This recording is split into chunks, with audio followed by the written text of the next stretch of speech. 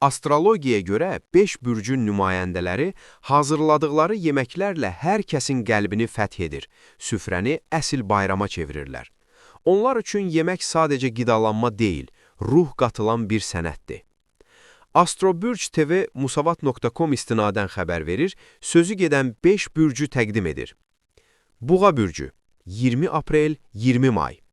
Ləzzətə, gözəlliyə və zövqa olan düşkünlüklərini də əlavə etdikdə ortaya möhtəşəm bir aşpaz çıxır. Buğa bürcü yemək bişirərkən qoxu, dad, görmə və toxunma hisslərini maksimum dərəcədə istifadə edir. Təqdimatı mükəmməl olmayan və ya dadı zəif olan yeməyi süfrəyə çıxarmazlar. Onlar üçün yemək zövq alınmalı bir təcrübədir. Xərçəng bürcü, 21 iyun, 22 iyul. Xərçənglər əsl aşpazlardır. Onlar ailələri və dostları üçün yemək hazırlamağı sevirlər. Əslində xərçənglər ən dadlı yeməklərini başqaları üçün bişirirlər. Daim yeni yeməklər sınaqdan keçirməsələr də, mükəmməlləşdirdikləri reseptlər adətən çox ləzzətli olur.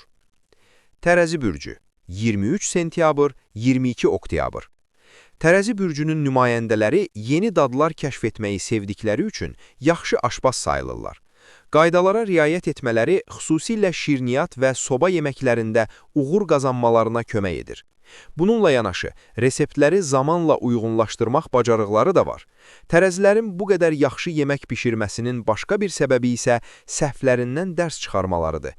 Bir yeməyi ikinci dəfə sınayanda onu adətən mükəmməl hazırlayırlar.